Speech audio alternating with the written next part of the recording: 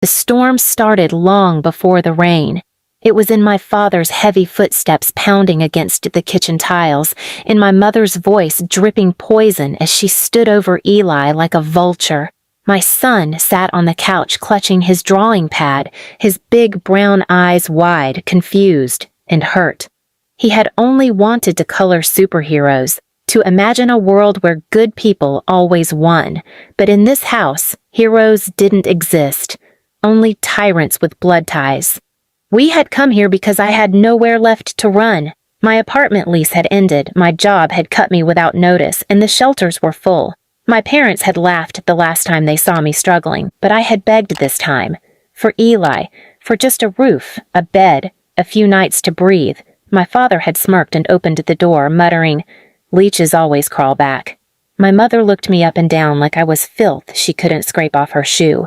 "You just keep proving we were right about you," she said. Eli had looked at me worried, but I'd smiled like it was okay. But I knew, deep down, it wasn't. The first day was quiet enough. Just their glares, their whispers, my mother's deliberate scraping of dishes only for two people, like Eli and I, weren't even alive. But by evening, the insults grew louder. "This house smells like failure," my dad grunted when I passed him in the hall. "Trash brings trash," my mom said when Eli accidentally dropped his toy. Every time I swallowed the anger, reminded myself we had nowhere else to go, I felt a piece of me dying, but I still shielded Eli with soft words, hugs, whispered promises that this was temporary. Please subscribe to our channel and tell us in comments from where are you watching this video. That night, the line finally snapped. Eli sat drawing again, quietly, on the arm of the couch. My mom swooped in, snatched his pencil and ripped his page in half, laughing as she tossed it aside. "Art, you think you're some kind of genius?" she spat. "You're just like your mother, a mistake pretending to matter." "Stop," I said sharply, stepping forward before I could think twice. My voice shook, but it carried years of anger in it. "He's a child. You don't talk to him like that." My mom's head whipped toward me, eyes narrowing like knives. "I'll say what I want," she hissed, "because you bred garbage and brought it to my house. Maybe if you'd kept your legs shut, you wouldn't be dragging this parasite around." Eli's little body trembled next to me. I crouched and wrapped my arms around him, whispering, "You're perfect. She's lying. Don't listen." But my father's footsteps thudded in from the kitchen, his face already twisted in rage. "Don't you ever talk back to your mother in my house," he barked. "You don't make the rules here. You never did." "I'm just telling you not to hurt him," I said, standing my ground though my knees shook. "I let you do this to me my whole life. I won't let you do it to him." And that's when his eyes went cold, that dangerous calm that meant violence wasn't far. He grabbed the rusted crowbar leaning against the doorframe from earlier car work, lifted it like it weighed nothing, and stalked toward us. Eli whimpered, clinging to my leg, and my heart pounded in my throat. "Move," my father said, low and deadly. "No," I whispered, crouching and wrapping myself around my son, my body forming a shield. From behind him, my mother's voice cut through the tension like acid. "Let her get hit. Let her learn. That's what you get for breeding trash like yourself." The first blow landed on my shoulder, white-hot pain shooting through me. I bit back a scream, holding Eli tighter, whispering over and over, "I've got you, baby. You're safe. Mommy's here." Another hit, this one across my back, sent me sprawling to my knees, but I refused to move, refused to let them near him. My father's breath was ragged, his curses filling the room. My mother stood watching, arms crossed, smirking like justice was being served. By the time he threw the crowbar down, my body was shaking, my breath uneven, but my son was untouched. My father glared down at me, disgust on his face. "Get out," he snarled. "Take your brat and crawl back to whatever gutter you came from." My mother stepped closer, leaned in just enough to spit her final venom into my ear. "You'll come crawling back again. You always do, because trash doesn't survive long without someone's scraps." I said nothing.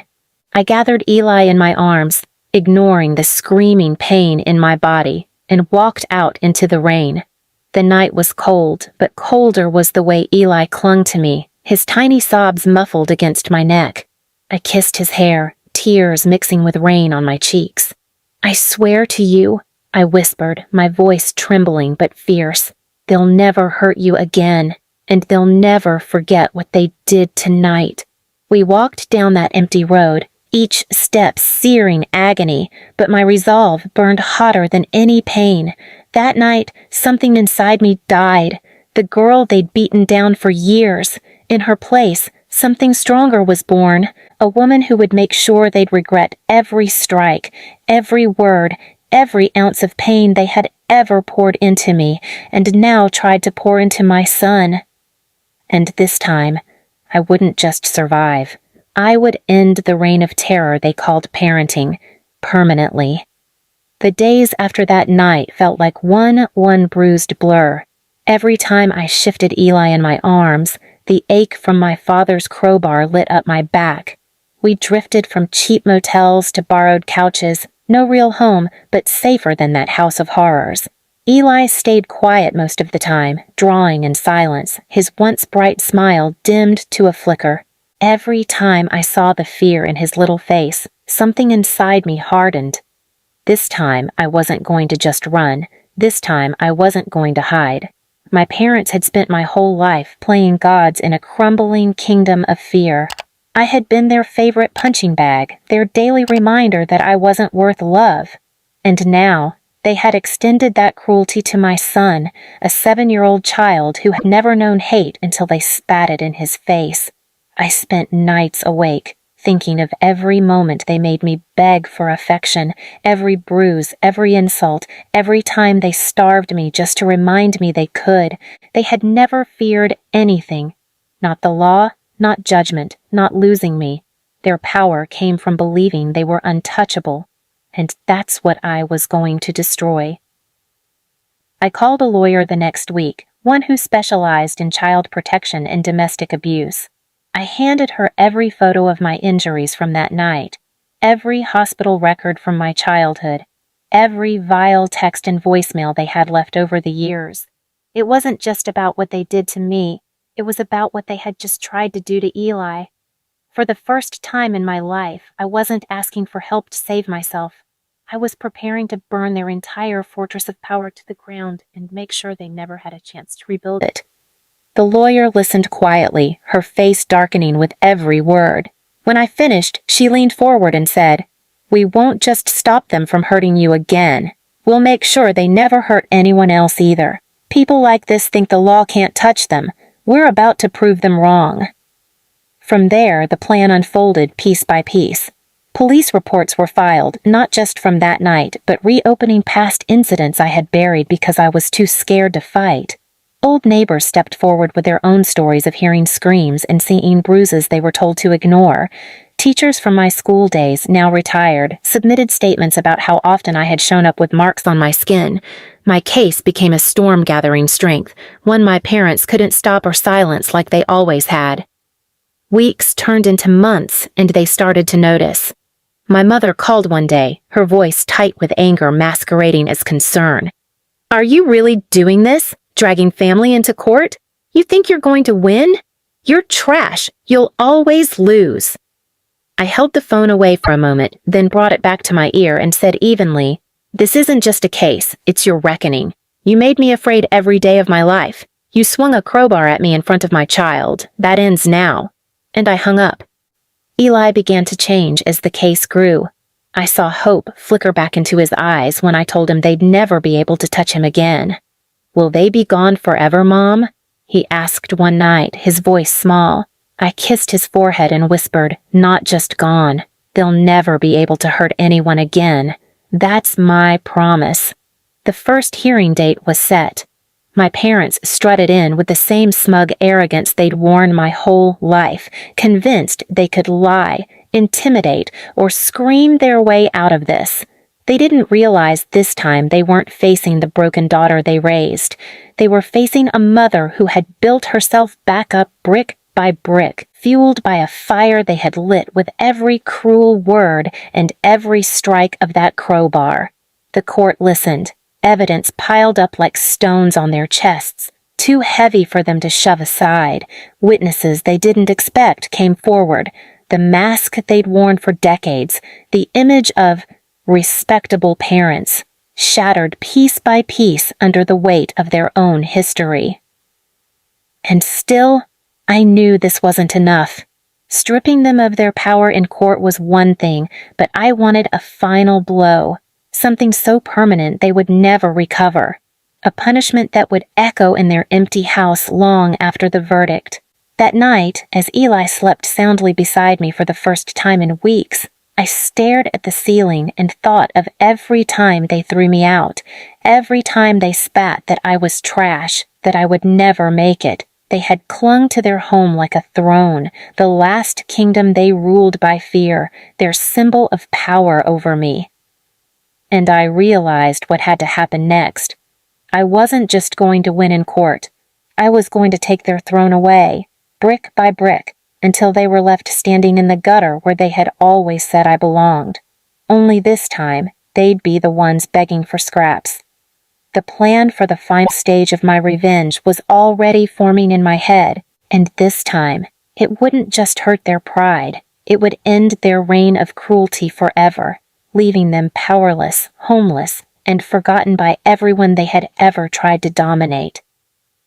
The court hearings dragged on for weeks, but every day chipped away at the armor my parents had built their entire lives. Their arrogance began to crack the moment witnesses started testifying. Old neighbors, teachers, even distant relatives they had alienated with their cruelty. The truth was no longer just my word against theirs. It was a chorus of voices echoing every bruise, every scream, every broken night. When the verdict came, it was more than I expected. Not only were they barred from having any contact with me or Eli, but the court approved my civil suit for damages.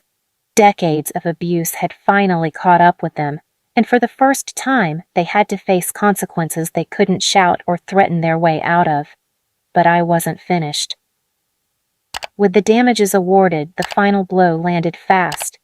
Their house, the one they had lorded over me as a symbol of their power, the place they threw me out of as a child, the one they called their kingdom, was seized to cover what they owed me and others they had hurt. Within a month, eviction notices hung on their front door like a scarlet letter, visible to every neighbor they had once ruled with fear. I didn't go there myself, but I heard about it. My parents, once so smug, stood on their lawn surrounded by their belongings, eyes wild, voices shrill as they realized no one was coming to help. The same community they used to intimidate walked past them without sympathy. They were just two broken people with no home, no power, no family to lean on, not even each other, because their cruelty had hollowed everything around them. The day the house was finally locked up and the keys handed to someone else, I sat with Eli on our own small porch, watching him draw in peace. For the first time, his hands didn't tremble when he picked up his pencil. He looked up at me and asked quietly, "Mom, are they gone now?" I wrapped my arm around him and kissed his hair. "Yes, baby. They can't hurt us anymore. And they never will again." That night I lay awake, not from fear, but from the strange calm of knowing it was truly over. I hadn't just survived my parents. I had ended their cycle of power. The people who once made me beg for shelter were now the ones begging for a place to sleep. The ones who called me trash had been stripped of everything they valued. For the first time in my life, the nightmare didn't follow me to sleep. The only sound in my head was Eli's quiet laughter from earlier that day, the sound of a child finally free from a legacy of pain, and I promised myself, no matter what came next, that was the only thing that would ever matter again. Please subscribe to our channel and tell us in comments from where are you watching this video.